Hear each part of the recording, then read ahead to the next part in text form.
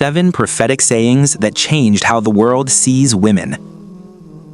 Over 1400 years ago, in a time when women were silenced, mistreated, even buried alive, a new voice rose and said, "Treat women kindly."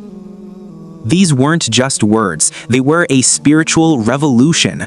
In a world that saw women as less than human, Islam declared their equal worth and dignity.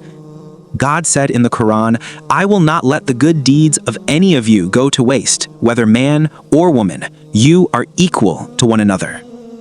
Then the Prophet Muhammad ﷺ brought those words to life through his teachings. In relationships, the Prophet ﷺ said, "Treat women well, and also, the best of you are those who are best to their families." He taught the world that true strength isn't in harshness, it's in kindness, in dignity and equality. He said, "Women are the twin halves of men," meaning they share the same humanity, the same worth.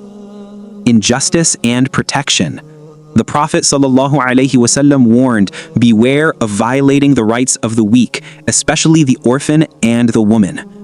Defending women's rights wasn't a slogan, it was an act of faith.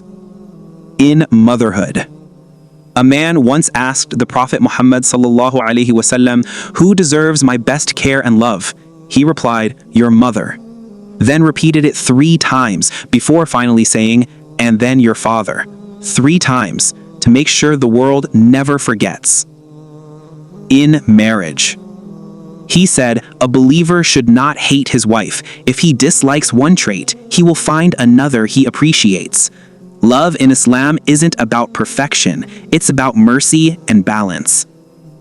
In raising daughters, he said, "Whoever has a daughter and does not humiliate her or favor his sons over her, God will grant him paradise." The message turned from burying daughters to being blessed by them. These weren't just sayings, they were light, words that shattered ignorance and restored humanity's balance. Once, women had no voice. Then came a man named Muhammad ﷺ who told the world, "She is not beneath you, she is a part of you."